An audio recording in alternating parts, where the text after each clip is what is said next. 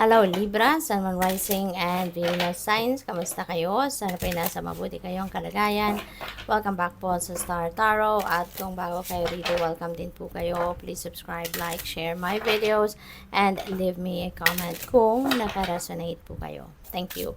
So, tingnan natin kung anong mga mensahe ni Libra. We have gratitude. Sabi dito, be grateful for abundance, live in appreciation for what you have, and more good things will come. Ayan. So, this is a beautiful reminder para sa inyo, Libra, no? Na huwag kayong makakalimot na magpapasalamat, no? Always project that gratitude attitude para nang sa gayon, mas ma-appreciate kayo ng universe, no? At mas marami pang blessings, good things, abundance, prosperity na ibibigay sa'yo kasi marunong kang mag-appreciate, marunong kang magpasalamat, marunong kang tumanggap, no, ng biyaya na galing sa kanya. Kaya maaari, no, na ang iba din sa inyo sa ngayon, baka talagang ganyan na kayo, ganyan din kayo, na lagi kayo nagpapasalamat for whatever it is na dumadating sa buhay ninyo. Kaya you can expect good things, no? More good things will come your way. Okay? So, by the way, maraming salamat muna. Shout out sa ating beloved channel member na si Maria Yui3981.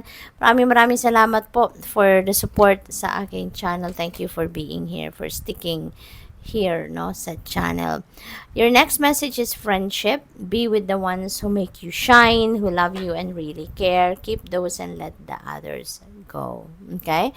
So, siguro sa ngayon, meron kayong mga pagninilay-nilay at pagmumuni-muning gagawin, and you are going to realize ngayon or figure out sino ngayon yung mga kaibigan ko na nandiyan para sa akin, sino yung mga totoo kong kaibigan, sino yung mga kaibigan kong laging handang tumulong, masaya man ang sitwasyon ko, malungkot man, may problema man o wala, nandiyan sila.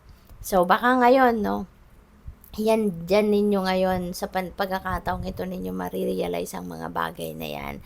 Kaya, maybe this is time also, no, na magdidesisyon, no, na i-keep ang mga taong ito na matuturing mo totoong kaibigan sa iyo at tanggalin na sa buhay mo. Those friends na kaibigan ka lang kapag sila ang may kailangan, kaibigan ka lang kapag sila yung may kailangang may kailangan sa'yo, sila yung may kailangan tulong, sila yung, alam mo yun, no, naaalala ka lang kapag meron silang kailangan sa'yo na ikaw lang ang makakagawa nun para sa kanila. Yung ganon, no? So, maybe sa ngayon, mapagmumuni-munihan mo yan, mapag-iisip-isipan mo yan. We have dreamer. Your dreams have chosen you. Find fulfillment and pursuing your destiny. This is the magic of life. So, siguro ang iba sa inyo sa ngayon, baka meron kayong mga dreams, no, that are coming to fruition. Meron kayong mga dreams na talagang yan ay gagawan ninyo ng paraan para iyan ay maisakatuparan nyo na, no? Kaya napakaganda, napakaswerte, napaka-blessed ninyo kasi maaring meron kayong mga pangarap, no, na ngayon ay kukunin mo na at i-enjoy mo na. So, what else? We have rain, renewal. Ayan, so you're going to renew yourself, which is really good. Kasi baka, then Libra, baka marami na kayong, maraming pagkakataon siguro dito na kayo ay parang nahihirapan na, napapagod na, parang siguro, ano na yung isip ninyo, ang tawag dito, bag down na, naguguluhan na, fragmented na.